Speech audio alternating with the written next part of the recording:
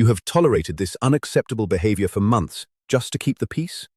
And now, you are seconds away from exploding and shouting, "Do not do it." Aggression is the language of the weak. Here are the 3 rules of command to restore your authority with cold control, without ever attacking the person's dignity. Rule 1. Classify before you correct. Is this the first incident? A repeated breach? Or a pattern you have tolerated for too long? Because the treatment changes completely. Because if you classify the situation incorrectly, you will either overreact and damage trust, or underreact and lose authority. Not every unacceptable behavior requires the same response. A first incident is not the same as a repeated fault, and a repeated fault is not the same as a pattern you have silently tolerated for weeks. Before speaking, classify the breach. First case, the first incident.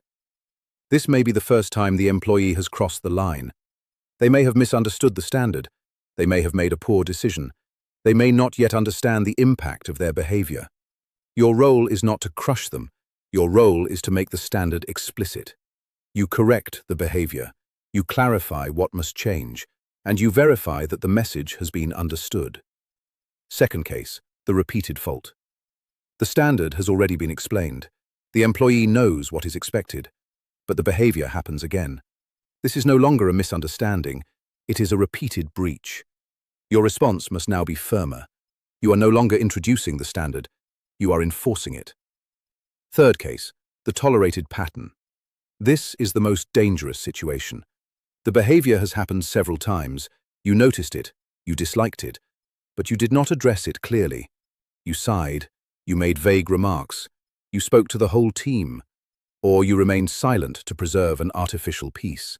Then, one day, you explode. This is the pressure cooker effect. You have collected small stamps of anger until the final incident triggers a reaction completely out of proportion. But understand this, you cannot tolerate a behavior for weeks and suddenly act as if the standard has always been enforced. In that situation, you must take responsibility for your delay. You say, "I should have addressed this sooner. I did not. That was my mistake." But the standard is now explicit, and the behavior must stop. That sentence does not weaken your authority. It restores it. Authority is not pretending you never made a mistake. Authority is correcting the situation without hiding from your responsibility. Rule 2.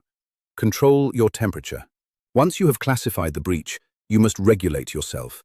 Your anger may be justified, but justified anger is not automatically useful anger.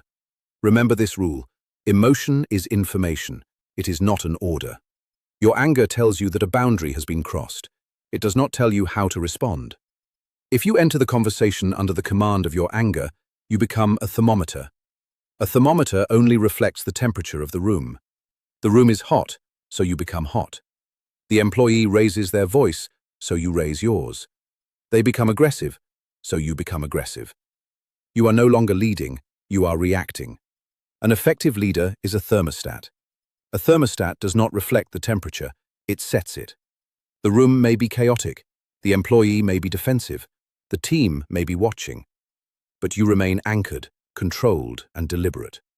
Remember this law of tactical command. A leader who shouts announces that they have lost control. Natural authority is often inversely proportional to volume. The louder you become, the less control you demonstrate. Calm does not mean passivity. Calm does not mean weakness. Calm means that your emotion is present, but it is not driving the vehicle. Before entering the conversation, create a decompression chamber. Stop for 3 seconds. Lower your shoulders. Slow your breathing. Plant your feet. Move from agitated to solid. This is not a relaxation exercise, it is a command procedure. Self-control is the leader's first victory. Rule 3. Stop the behavior in public. Now let us deal with the moment itself. If the behavior happens in front of the team, your first responsibility is not to deliver a speech. Your first responsibility is to stop the damage. But the intervention must match the severity. If the behavior is serious and the limit has clearly been crossed, use a tactical pause. Stop speaking. Hold the silence for 3 seconds. Do not compete. Do not justify. Do not raise your voice. Then say, "Stop. We are ending this discussion here. My office, now." Low voice. Clear tone, no aggression, no negotiation. You have stopped the behavior, protected the team, and removed the confrontation from the public arena. If the behavior is inappropriate, but does not require an immediate interruption, use a lighter version. We will address this after the meeting. Continue. That sentence performs three functions. It marks the boundary, it prevents public escalation, and it tells the team that the behavior has not been ignored. Do not conduct the full correction in front of the group unless there is an immediate safety or operational reason. Public humiliation may create obedience for 5 minutes. It will often create resentment for 5 months. Stop publicly when necessary. Correct privately whenever possible. Once the door is closed, do not hide the message inside a feedback sandwich. Do not begin with 2 minutes of artificial praise. Do not soften the issue until the employee can no longer identify the actual problem.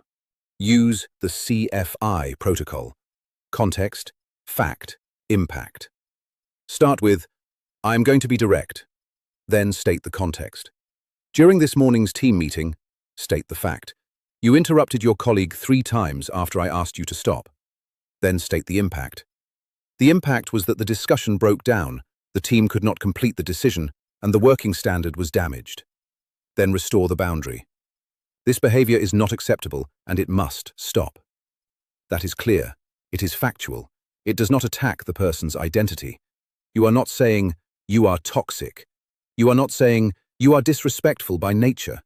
You are not diagnosing their personality. You are identifying an observable behavior and its impact. This is the distinction. Correct the behavior, not the identity. Do not end the conversation after delivering your message. A statement is not yet an agreement. You must secure the next action. Ask, what will you do differently to ensure this does not happen again? Then listen. Do not fill the silence. Do not answer for them. Do not weaken the message by adding unnecessary explanations. The silence is not there to intimidate. It is there to force responsibility back to the right person. If the employee becomes defensive, return to the facts. Say, "We can discuss your perspective, but first, I need a clear answer about the behavior and the standard." Do not get dragged into a debate about intentions. Intentions matter, but impact and behavior still require correction. This video gave you the doctrine, but your situation may be different. A first incident does not require the same response as a repeated fault, and a pattern you have tolerated too long requires a different script again. Describe your situation to General Roy. He will help you classify the breach, control your response, and find the exact words for your next conversation. Start with 3 free interactions. Dismissed.